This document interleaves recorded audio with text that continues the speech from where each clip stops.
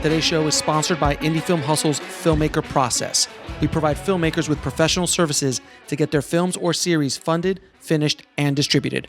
For more information, go to filmmakerprocess.com.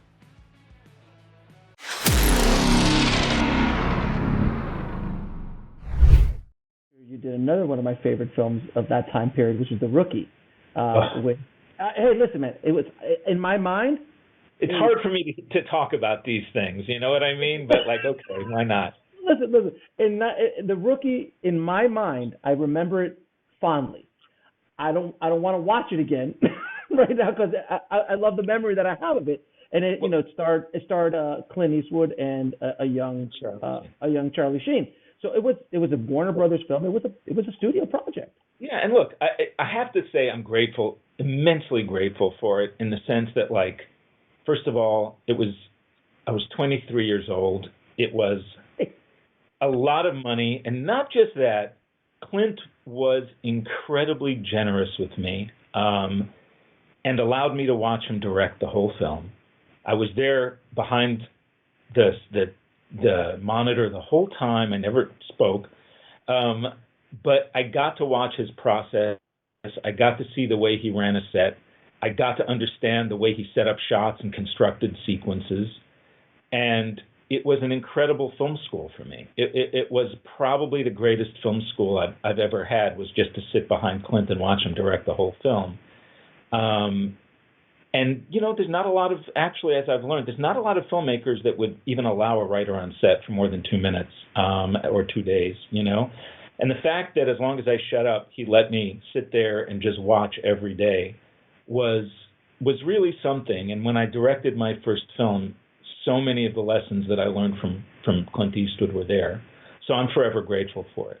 And it's so funny because I was talking on the show to John Lee Hancock, who also did a movie with Clint called The Perfect World, and he did the exact same thing he did with John Lee. I was just like, now I'm hearing it, and I'm hearing these stories as I'm talking to people who've worked with him. He does that for writers. And again, you and John were both just writers. You weren't directors yet.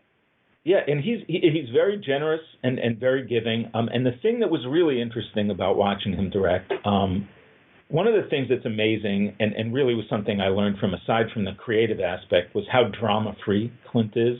Right. And how much he likes a drama-free environment and how little he'll tolerate, excessive emotions and I appreciated that. I love a quiet, professional environment without drama, without bullshit, and I've had it because I'm not Clint and people create that, but as an aspirational work environment, it really did teach me a lot.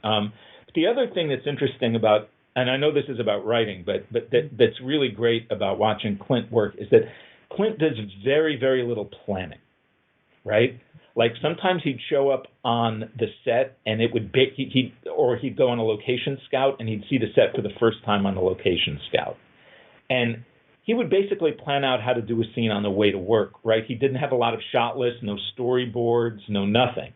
And what that did was it created an environment where essentially you're watching the person construct the scene right in front of you, right? There's nothing more boring than to watch a director who's coming in with all of his planning and all the storyboards and everything, and you're basically watching something that's completely pre-planned. I mean, it can be fantastic, right? But with Clint, you really got to watch him create the scene on the spot, so you learned.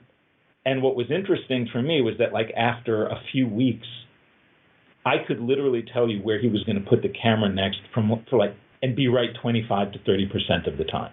Like, because I started to understand the process of how something was constructed. And it really was an incredible film school in that particular way. That's amazing. And he directed The Rookie too, right? Yeah, he starred and directed it. Yeah. He directed, because we could talk about Clint for hours.